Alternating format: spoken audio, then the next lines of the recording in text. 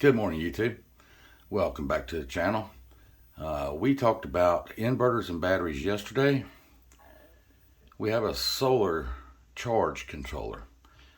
I'm Tad. Let's talk about it. This is the second component that is a mandatory must-have if you are going to do solar.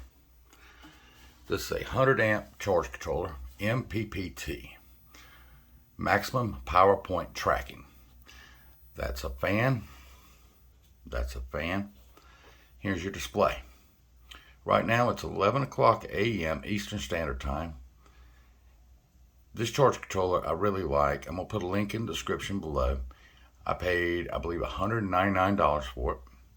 The reason it's a little bit more than the regular 100 amp is because this comes with this wire right here. Goes inside the house, and it has this very same display, so I do not have to come out to the storage room to see what my status of my batteries are, what my solar panels are putting in, anything like that. So I like that a lot. Cannot say the name of this controller because if I do, I'll just get hammered.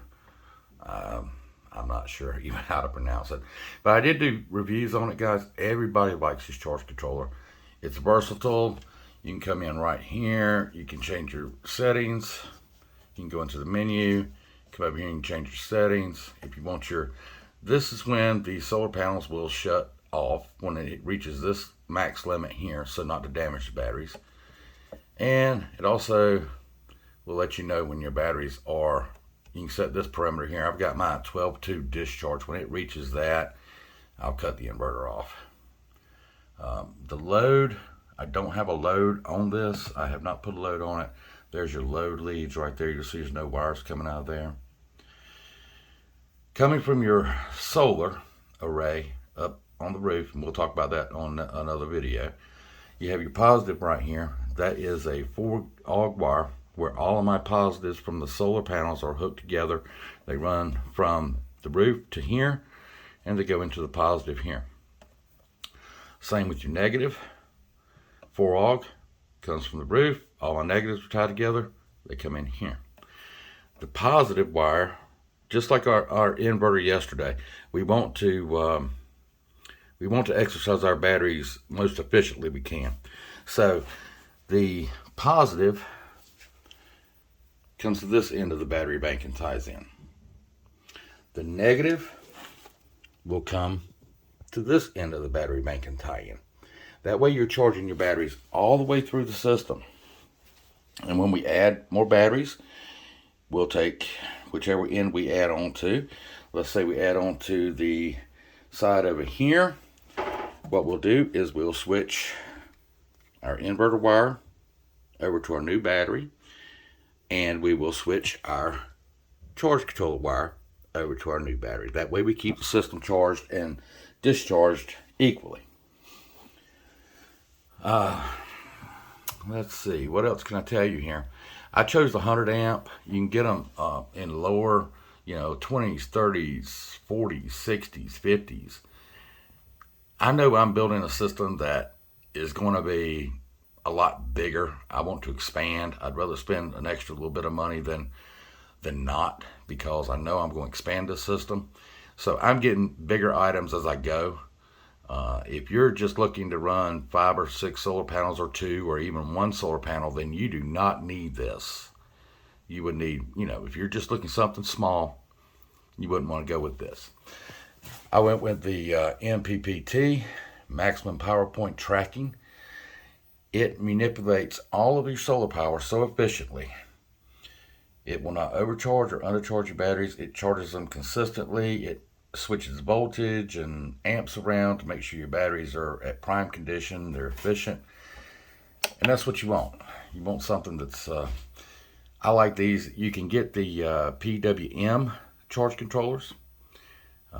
That's pulse wave modulation. They're good, don't get me wrong, they work good, but I prefer to have this just because it's going to be a big system when I'm finished. I may have to put another one of these in actually, but this is the one you probably want to go with if you know you're going to build a bigger system.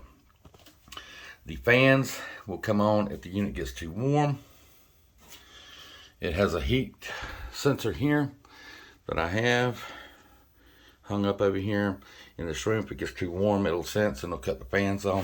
Another thing I did, and you don't have to, but I did out of caution, I mounted mine so that it gets airflow all the way through it. And I've even mounted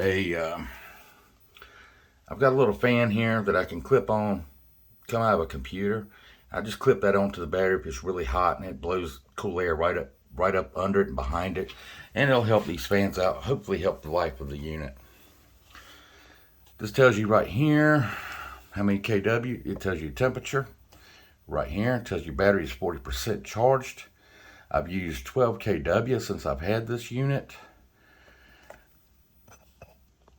You can set all your parameters. That's the nice thing about this. All of these parameters can be set. You can change your load off, your load, your PV load. You can do your load on here. You can change all of those parameters. It's real simple. You can look it up in the instruction book. With every one of these come with a really detailed instructions. I would recommend, if you're going to build a big system, go with the amperage that you think you're going to get, so you're not out there buying, several of these and trying, and as your system builds. I like to go large because I know what I'm going to do going ahead. You can get I know when you buy the top solar kits, they got a kit, the 370 kit, and it comes with this charge controller here. This is a PWM charge controller. It works for that system. If you're doing a simple basic system, I would stick with this, and I would get that 370 watt kit. And you can set parameters on this one too. It's pretty basic, but it does work good. So, and let me say two things, guys. One, I am not an electrician. I do not claim to be. If you want to do a system, I would say follow all of your local regulations and get an electrician involved, a licensed electrician in your state. I am taking full responsibility for this system. I do not encourage anybody to do anything other than what is required by code and a licensed electrician. Next, I am not being endorsed by, given any equipment, or promoting any of the items you see in this video. This is all me, based on my personal research, bought with my personal funds. Just trying to help you guys out with what I'm doing. This is totally all my opinion. This is what I'm doing for myself. The system has been working really good for us. Like you say right there, 12 kW is what we've used off of it. It's saved that much off of our electricity bill. Should power go down, grid go down, we got power, as long as it's sunny. If, for instance, the sun is out, or it is cloudy, rainy, snow, what have you, and we are not drawing power, what I can do is I've got a battery charger that I can plug into my generator and hook up to my battery bank, run my generator for about an hour, charge my batteries up, and my system will still work. I don't have to run the generator 8-10 hours a day. I can use it for an hour, hour and a half, charge my battery bank, cut the generator off, and operate off of my battery system. So guys, that is what I'm doing. If you have any questions, comments, let me know. I really appreciate you coming back for this. The next video, we will go up on top and we'll look at the solar panels, and you can see what I've done. Maybe some of this is helping somebody if they've got questions about their solar system or just starting. You don't have to go this big, guys. I'm not saying you have to. I did it only for my own personal use because I plan to make the system a lot bigger. But it's like eating an elephant. You only do it one bite at a time. And yeah, it's expensive. Like I say, I'll put a link in the description below for this particular charge controller. And off of that link, you can explore other charge controllers that might be compatible for what you're trying to do. All right, guys. Well, I'm Tad. I appreciate you coming back to the channel. Thank you so much for all the subscribers and the views I'm getting. I really do appreciate it, guys. Thank you so much. Hope you have a wonderful Saturday. Take care. Bye-bye.